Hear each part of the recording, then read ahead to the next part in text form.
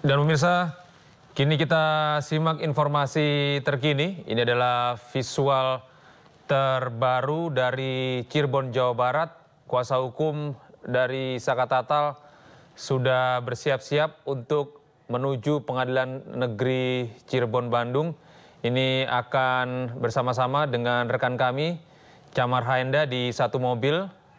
Mobil iNews akan mengangkut kuasa hukum Saka Tatal dan juga Saka Tatal menuju Pengadilan Negeri Cirebon.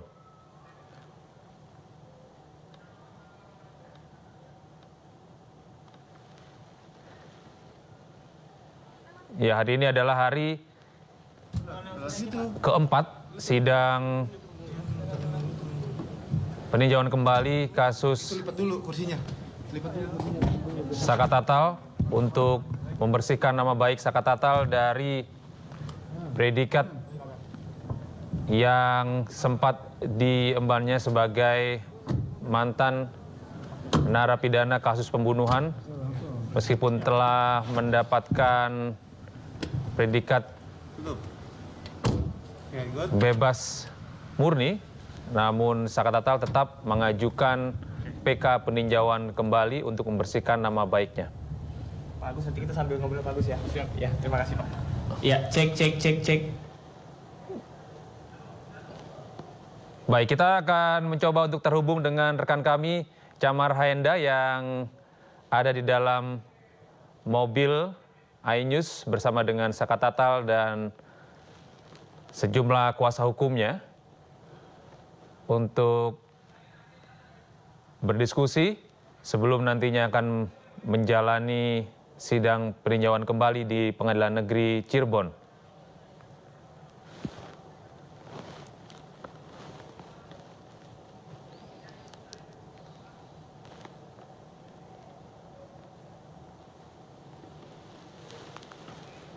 Ya, Chamar. Chamar, selamat pagi. Apakah Anda bisa mendengar? Selamat pagi, Gede. Ya, silakan dengan laporan Anda, Chamar. Anda saat ini sudah berada dengan Saka Tatal dan para kuasa hukumnya di satu mobil ya? Ya, benar sekali, Gede. Saat ini saya sudah berada menuju ke perjalanan ke Pengadilan Negeri Cirebon, Jawa Barat bersama dengan tim kuasa hukum dari Saka Tatal dan juga Saka Tatal. Dan di sini ada Pak Agus Prayoga beserta kawan-kawan. Selamat pagi. Pagi juga, Mas. Baik. Pak Agus, bisa dijelaskan hari ini agendanya adalah mendengarkan keterangan ahli. Tadi sudah berembuk bersama, begitu. Apa yang diperbincangkan, Pak? Ya, intinya mempersiapkan untuk mempertegas pembelaan terhadap Saka Tatal ini. Karena memang mereka hadir di sini itu terpanggil, mereka adalah orang-orang yang memiliki empati luar biasa. Ya. Mereka adalah orang yang menangis, menjerit ketika ada proses hukum yang tidak benar. Ya. Dan kami hadir di sini semua adalah untuk mengungkap kebenaran, bukan melakukan pembenaran. Okay.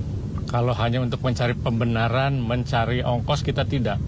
Kita semua di sini mengeluarkan keringat, energi, biaya, tapi kita tidak pernah memikirkan itu. Karena ini adalah klimaks yang saya rasakan, proses hukum yang carut-marut, yang luar biasa, yang tapi selalu tersembunyi. Dan ini saya yakin bukan satu-satunya. Masih banyak proses hukum yang tidak baik, tidak benar, yang menjadi kebiasaan para oknum yang harus dikikis habis.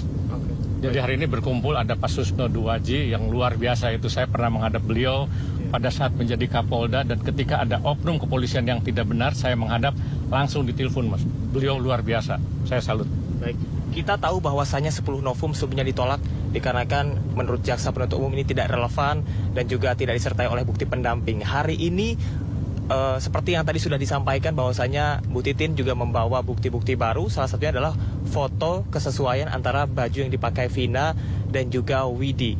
Apakah ada bukti-bukti lain, Pak, yang nantinya akan disampaikan? Mas, pertama, selain tadi menyampaikan jaksa menolak, itu hanya normatif saja, Mas. Itu kan hak dari jaksa ya? Hak dari jaksa dan itu normatif. Kan artinya begini, ketika kita buat memori PK, mereka kan wajib kontra memori, jadi wajib membuktikan sebaliknya. Tapi apakah mereka bisa membuktikan memori kita sebaliknya? Tidak akan bisa, Mas. Justru dengan jawaban mereka makin memperlihatkan bahwa bukti-bukti yang kita munculkan itu selama persidangan memang tidak pernah ada. Baru ada sekarang. Jadi kalau menolak itu sah-sah saja. Tapi saya yakin-yakinnya novum ini bisa diterima. Terlebih lagi yang namanya peristiwa yang sudah menjadi pengetahuan umum itu tidak perlu dibuktikan lagi, Mas. Kehadiran Liga Akbar, Dede itu semua publik sudah tahu. Tidak perlu dibuktikan lagi. Oke. Ini kan kemarin Dede juga tidak hadir untuk memberikan kesaksian. Bagaimana, Pak? Yaitu ada masalah teknis dan masalah pertimbangan strategis karena Dede juga akan dipertimbangkan di perkara yang lain 7 terpidana itu, Mas. Baik. Ini kan Ibtu Rudiana tadi kami mendapatkan informasi bahwasanya akan hadir hari ini, yang mana sebelumnya Ibtu Rudiana juga sudah membantah dirinya tidak pernah memerintahkan siapapun untuk berbohong dan juga merekonstruksi kasus ini. Ya itu Bu, saya sampaikan seperti halnya jaksa, boleh saja, sah-sah saja, kan namanya pembenaran, Mas. Silahkan dibuktikan. Silahkan dibuktikan, bisa enggak? Kalau kata saya, sudahlah. Seperti Dede, kalau kemarin saya mendampingi Dede, ketika disomasi suruh minta maaf, saya sarankan untuk minta maaf. Apa susahnya minta maaf, Mas? Tapi bahasanya begini, mohon maaf Pak Rudiana, saya tidak mau berbohong lagi, saya tidak mau diperalat lagi, kan selesai. Begitu, Mas. Baik. Ada hal-hal yang sampai dengan saat ini masih menjadi pertanyaan. Salah satunya adalah berkaitan dengan scientific crime investigation yang dari awal memang sudah tidak sesuai dengan prosedur.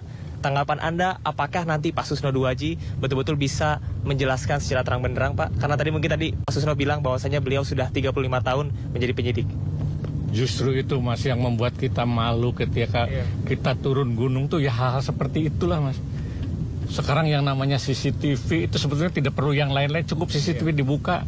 HP kadang-kadang orang urusan tilang, polisi ngambil HP. Dan kadang-kadang ada proses yang nyita HP, HP-nya tidak pernah dikembalikan. Itu kan banyak terjadi di masyarakat, Mas. Dan yang namanya PK adalah merupakan upaya hukum luar biasa yang langka dan jarang dan tidak mungkin dilakukan oleh orang. Tapi dengan proses ini semoga menjadi detik-detik bersejarah bahwa PK ini nanti menjadi pencerahan masyarakat yang selama ini tertindas. Bisa melakukan PK.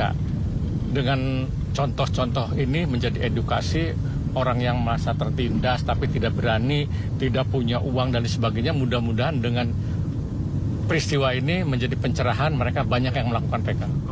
Baik. Artinya peninjauan kembali ini tidak hanya untuk membersihkan nama baik, tapi menurut Bapak apa yang sepatutnya didapatkan oleh Saka jika ia tidak terbukti tidak bersalah pada PK ini? Ya tentunya banyak, kalau mau menuntut kerugian material maupun materi kan bisa, nama baik. Dan ini bukan hanya untuk diri Sakanya sendiri, untuk keluarganya, untuk masyarakat pada umumnya. Tadi seperti yang saya tanyakan kepada Saka bahwasanya Saka ingin nama baiknya dibersihkan begitu ya. Kemudian cita-cita apa yang ingin Saka raih setelah ini? Ya kalau cita-cita sih Saka kan udah nggak minat lagi, jadi Saka sekarang itu cuma fokus kerja aja. Berfokus untuk kerja? Iya. Harapan untuk ketujuh tersangka yang sampai dengan saat ini masih ditahan, Saka? Ya harapan Saka jadi orang-orang tidak bersalah itu dibebaskan. Jadi nggak seharusnya mereka itu menjadi tumbal. Seolah-olah tuh mereka pelakunya. Padahal kan dia itu dan termasuk Saka tidak pernah melakukan apa yang dituduhkan. Artinya Saka tetap berkeyakinan dari 2016 sampai dengan sekarang Saka tidak bersalah. Saka yakin karena yang menjalani ini Saka bukan orang lain. Kalau bertanya sama orang lain tidak tahu Saka. Saka yang merasakan, Saka yang tahu, Saka yang melihat, mendengar begitu. Iya.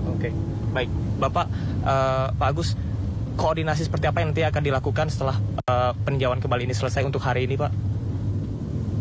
Ya sekarang mematangkan saksi-saksi, karena saksi kan masih ada yang tertunda kemarin seperti Pak Deddy Mulyadi sama Dede. Tapi saya merasa bangga dan luar biasa Cirebon menjadi tonggak sejarah penegakan hukum. Karena sekelas Kang Reja, Pak Deddy Mulyadi, dokter siapa sampai turun ke para expert hadir begitu Cirebon, ya, Pak? luar biasa, Mas. Itu kebayang berapa kalau Saka Tatal harus membayar. Ini kan sudah tidak terbayar. Saka Tatal ada yang sponsorin dari Cirebon juga nggak mampu, Mas. Tapi ini kepeduliannya luar biasa. Baik. Kalau misalnya kita sudah sampai, kita akan sama-sama turun dan melihat bagaimana nantinya proses persidangan yang berlangsung.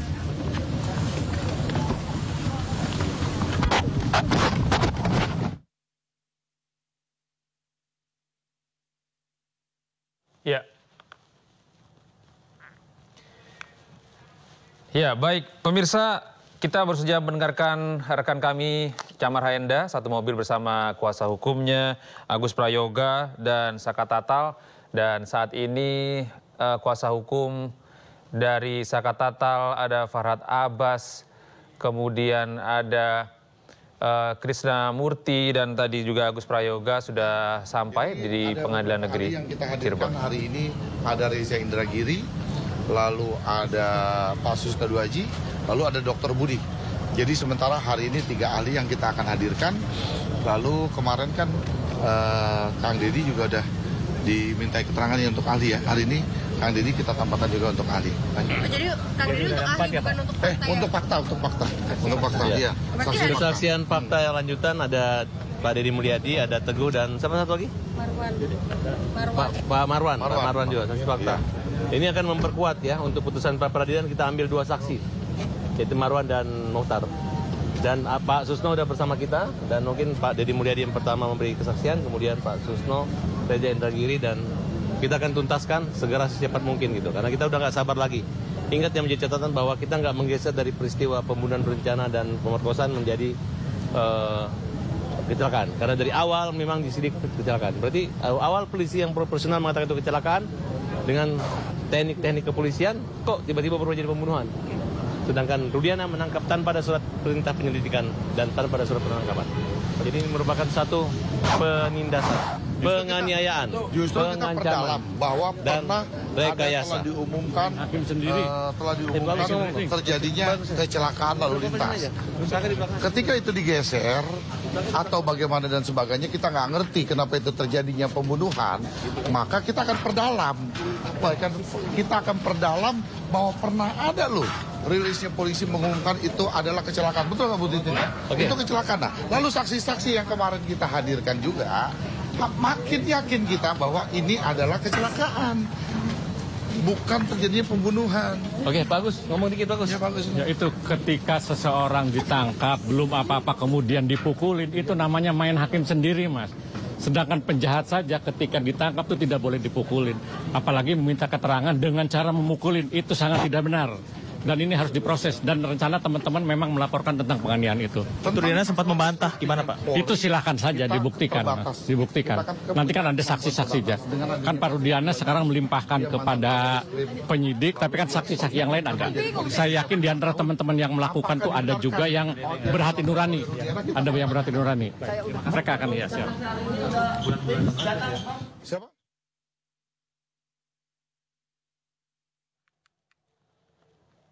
Ya pemirsa, kita baru saja mendengarkan keterangan dari para kuasa hukum dari Saka Tatal yang menjelaskan. Yang selama ini tuduhan-tuduhan kepada Rudiana, jadi di pengadilan ini bisa diklarifikasi oleh Rudiana. Bagus kalau dia datang hari ini. Kesempatan yang baik ya Pak? Kesempatan yang baik untuk Rudiana. Ya kan, kita menunggu kalau informasi itu ada untuk Rudiana. Masih. Pak Farhad, terakhir Bang, Ibtu Rudiana akan hadir, tanggapan Anda? Oh, hadir aja. Makin kita akan mempertanyakan tentang penangkapan yang dilakukan oleh dia dan penyiksaan. Makasih.